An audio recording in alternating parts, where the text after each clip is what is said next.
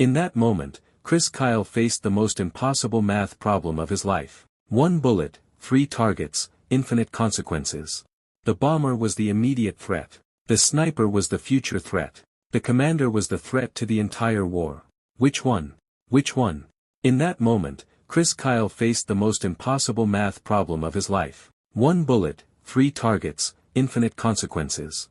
The bomber was the immediate threat. The sniper was the future threat. The commander was the threat to the entire war. Which one? Which one? The Ramadi sun had reached its brutal afternoon peak when Navy SEAL Chris Kyle found himself in a situation that no training manual had ever prepared him for. Pinned down in a partially collapsed building on the eastern edge of the city, separated from his team, low on ammunition, and facing a tactical nightmare that would test everything he had learned about being a sniper. It had started as a routine reconnaissance mission 6 hours earlier. Chris and his 4-man SEAL team had been tasked with observing suspected insurgent activity in a sector known for IED production and coordination of attacks against coalition forces. Intelligence had indicated moderate enemy presence, nothing that an experienced SEAL team couldn't handle. But intelligence had been catastrophically wrong. The ambush had come from 3 directions simultaneously, a coordinated assault that spoke of sophisticated planning and insider knowledge of American tactical procedures. The firefight had been intense and chaotic, forcing Chris's team to split up and seek defensive positions throughout the urban maze of Ramadi's eastern sector. Chris had taken cover in a 4-story building that provided excellent elevation and sight lines, but also left him isolated from his teammates. His radio had been damaged during the initial contact, reducing his communication capabilities to short-range transmissions that couldn't reach his team or command. For 3 hours, he had been conducting precision shooting, eliminating threats and providing what overwatch he could for American forces fighting throughout the sector. But the sustained engagement had depleted his ammunition at an alarming rate. Now, checking his remaining magazines, Chris Kyle discovered a reality that sent ice through his veins. He had exactly 1 round left, 1.300 Winchester Magnum round in his 13 Malawian Quachas sniper rifle. But what he saw through his scope made that single bullet feel completely inadequate. Through his Leupold scope, Chris had identified 3 separate high-value targets, each representing a different type of catastrophic threat. And all 3 targets were visible simultaneously, each within effective range, each requiring immediate elimination. Target 1, 400 meters northwest, a man in a distinctive vest was working on what Chris's training immediately identified as a VBIED, a vehicle-borne improvised explosive device. The truck the bomber was preparing sat on a route that American convoy would use in approximately 15 minutes. Intelligence had reported that a supply convoy carrying 23 Marines was scheduled to pass through that exact intersection. If that bomb detonated, it would be catastrophic. Target 2, 600 meters northeast, Chris had spotted an enemy sniper establishing a position overlooking the main American strongpoint in this sector. The enemy marksman was setting up a Dragunov SVD rifle with methodical precision, clearly preparing for a sustained engagement. The position he had chosen provided perfect coverage of the American defensive perimeter. From that vantage point, the enemy sniper could systematically eliminate American soldiers for hours before his position could be effectively countered. Target 3, 700 meters east, through a window in what appeared to be a command building, Chris had visual confirmation on a man matching the description of Abu Musab al-Zarqawi's regional commander. This was a target that American forces had been hunting for 8 months. Intelligence reports indicated this commander was responsible for coordinating multiple terrorist cells throughout the region, planning attacks, and directing operations that had killed dozens of coalition forces and hundreds of Iraqi civilians. 3 targets. 3 different timelines of threat. 1 bullet. But the impossible choice was about to get even more complicated. Chris's tactical mind began running calculations with the desperate speed of someone who understood that every second of delay could mean lives lost. The bomber represented immediate catastrophic threat, 15 minutes until convoy arrival. The sniper represented sustained threat, potentially hours of American casualties. The commander represented strategic threat, months or years of continued terrorist operations. Standard military doctrine provided no framework for this decision. Priority targeting protocols addressed situations where multiple threats existed, but those protocols assumed you had sufficient ammunition to engage all targets or could call for support to handle threats you couldn't personally eliminate. Chris had neither sufficient ammunition nor functional communication to call for backup. His short-range radio could reach other Americans in the immediate vicinity, but the chaotic nature of the ongoing firefight meant that any other friendly forces were fully engaged with their own survival. He was alone. He had one bullet. And he had approximately 8 seconds to make a choice that would determine how many people lived or died today. Through his scope, Chris watched the bomber make connections on the VBIED. 13 minutes until convoy arrival. The explosive payload looked massive, easily capable of destroying multiple vehicles and killing everyone in the convoy. The enemy sniper had completed his setup and was now scanning the American positions through his own scope. Any moment now, he would begin firing. American soldiers were visible in his field of fire, conducting defensive operations with no idea that a skilled marksman was preparing to systematically eliminate them. The commander was speaking with 2 other men, apparently giving orders for operations that would likely result in future attacks against American and Iraqi forces throughout the region. Chris Kyle's finger rested on the trigger of his 13 Malawian kwaches, the weight of impossible choice pressing down on him like physical force. Here's what Chris Kyle's training had taught him about tactical decision-making. SEAL training emphasized a principle called immediate action drills. When faced with ambush or unexpected threats, act decisively based on the most immediate danger. Hesitation kills. Indecision is death. When the situation is chaos, identify the most pressing threat and eliminate it. But which threat was most pressing? The bomber would kill 23 Marines in 13 minutes if not stopped. That was immediate, measurable, and certain. The enemy sniper would begin killing Americans in the next few minutes. The casualties would accumulate over time, maybe 3 soldiers in the first hour, 5 more in the second hour, depending on how long it took to locate and eliminate him. The threat was immediate but progressive. The commander represented months of future operations, potentially hundreds of deaths over time, but nothing immediate. Eliminating him would save lives, but those lives wouldn't be lost today or tomorrow. They would be lost in ambushes and IED attacks over weeks and months of continued operations. Chris's grandfather, a World War II veteran who had taught him to shoot as a child, had once told him, "When you can't save everyone, save the ones right in front of you. The people you can see, the people whose faces you know they're your responsibility." The Marines in that convoy were right in front of him in the most literal sense. 13 minutes away from death, and Chris Kyle held their survival in his hands. But what his grandfather hadn't taught him was how to calculate the value of future lives against present ones. Through his scope, Chris watched the bomber step back from the VBIED, apparently satisfied with his work. The man pulled out a cell phone, the likely detonation trigger. The bomb was ready. Now the bomber was just waiting for the convoy to arrive. The enemy sniper had acquired his first target. Chris could see the Dragunov's barrel shift and steady on a specific point. An American soldier Chris couldn't see was about to die if that sniper pulled his trigger. The commander was still visible in the window, still giving orders, still planning operations that would kill people whose names Chris would never know. One bullet. Chris Kyle made a decision that went against his training, his instincts, and the immediate action protocols that had been drilled into him through years of SEAL operations. He decided not to shoot any of the 3 targets he had identified. Instead, he took aim at something none of them expected. But what Chris Kyle targeted shocked everyone who later learned about this decision. Through his scope, Chris had been conducting not just tactical assessment of the 3 targets, but environmental assessment of the entire engagement area. His training in advanced marksmanship emphasized understanding the complete battlefield, not just individual targets.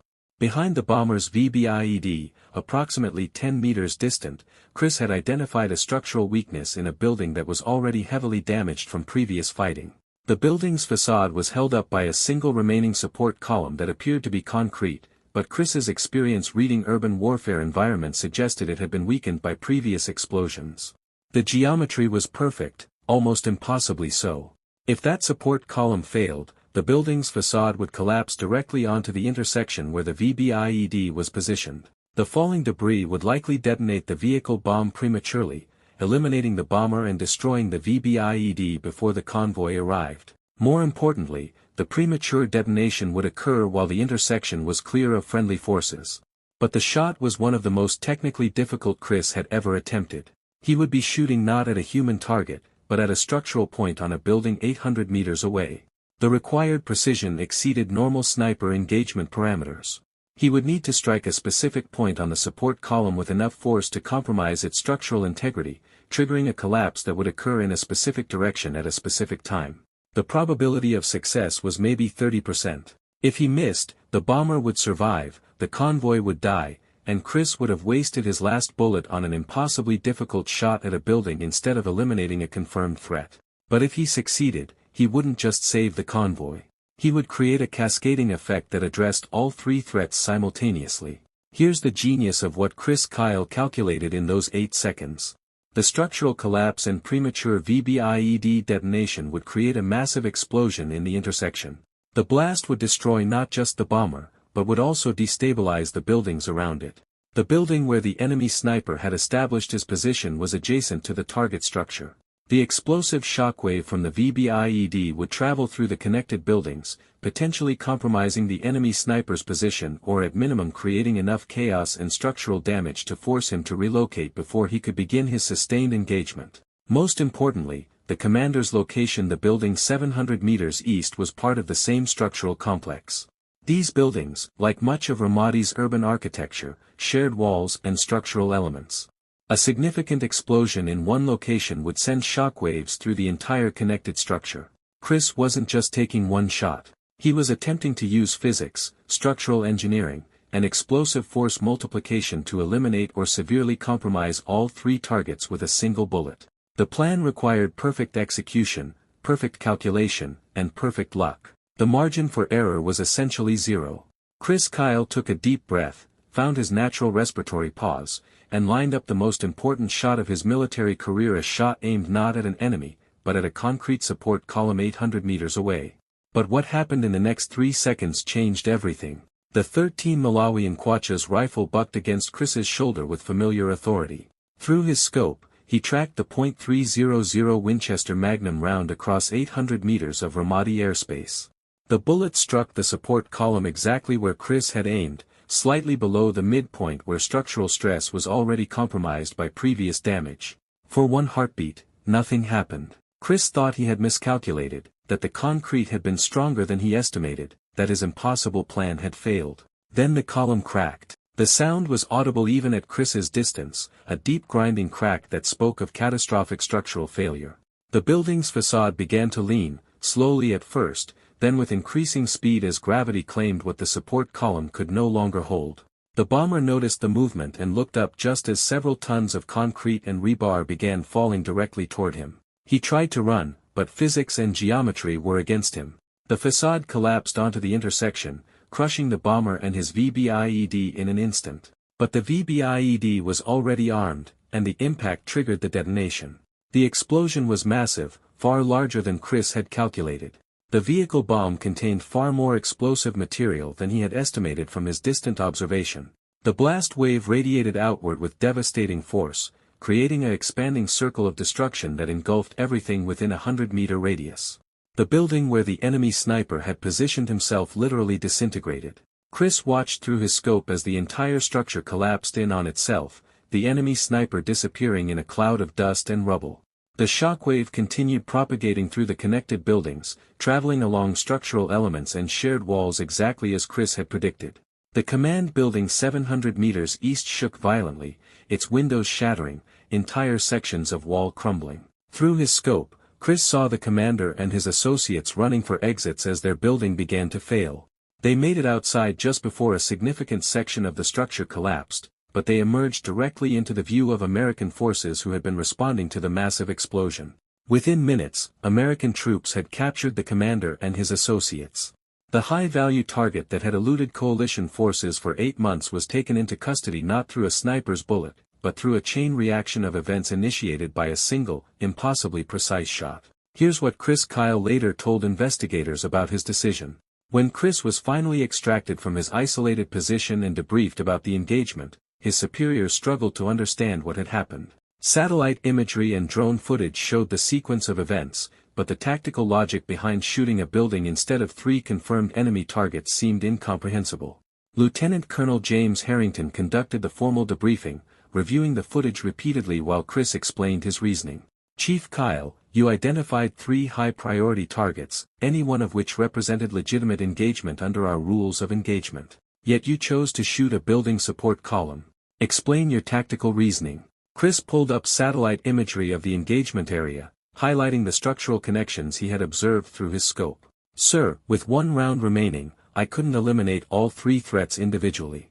But I could eliminate the immediate threat while creating conditions that compromised the other 2 threats simultaneously. You're telling me you calculated building structural failure, explosive force multiplication, and shockwave propagation through urban architecture in less than 10 seconds while under fire? Sir, it's what snipers do. We calculate wind, distance, bullet drop, target movement. Those are all complex calculations we make instinctively. This was just applying the same principles to a different problem. Harrington studied Chris. Chief Kyle, if you'd missed, 23 Marines would be dead. That was a 30% shot. Chris answered steadily. Sir, if I'd targeted any one fighter, the others would have succeeded. The structural shot was the only chance to stop all 3. 3 days later, Chris learned the true impact. The captured commander wasn't just local, he was Zarqawi's deputy, carrying a laptop that led to 57 more captures and the prevention of major attacks. The enemy sniper killed in the collapse had 43 American kills to his name. The bomber's VBIED contained 2,000 pounds of explosives, enough to wipe out Marines and civilians alike. One bullet had removed 3 threats and saved hundreds, perhaps thousands. A week later, Harrington told him, I've seen brilliant tactics, but never anything like this. You're being recommended for the Silver Star. Chris shook his head. Sir, I wasn't thinking about medals. I was thinking about Marines I didn't even know, and about who might die if I made the wrong choice. What haunts me is knowing if I'd chosen differently, lives would have been lost and I would have been responsible. Harrington nodded. That's the burden of a sniper. Every shot is a choice. Chris looked out at the Iraqi desert. What I learned is this: being a sniper isn't just about hitting targets. It's about knowing that every bullet carries consequences far beyond the shot itself. Chris Kyle's impossible choice taught him that warfare wasn't just about hitting targets, it was about the consequences of every shot. Years later, when training snipers, he told the story of firing at a building support instead of at an enemy. With unlimited rounds, you shoot everything, he'd say. But with one bullet, you think differently. You look for the shot that changes the fight, not just the one that drops a man. He admitted it was risky, that it could have failed. But the lesson was clear: when all options mean lives lost, you choose the one that gives the best chance of saving the most, even if it's dangerous, even if it might fail. For Chris, the math was simple but brutal: 1 bullet, 3 targets, countless consequences. The collapse saved the Marines, and years later one of them thanked him. You made an impossible decision that saved us. Chris shook his hand but answered quietly, I didn't save you. Physics, timing, and luck did. I just pulled the trigger.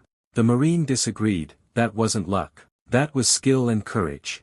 Chris only smiled, carrying the weight of it. Sometimes the most important shot wasn't about what you hit, but what you changed. Thanks for watching. If you liked this video, you can subscribe to see more incredible stories like this one. See you in the next videos. Don't forget to like and subscribe.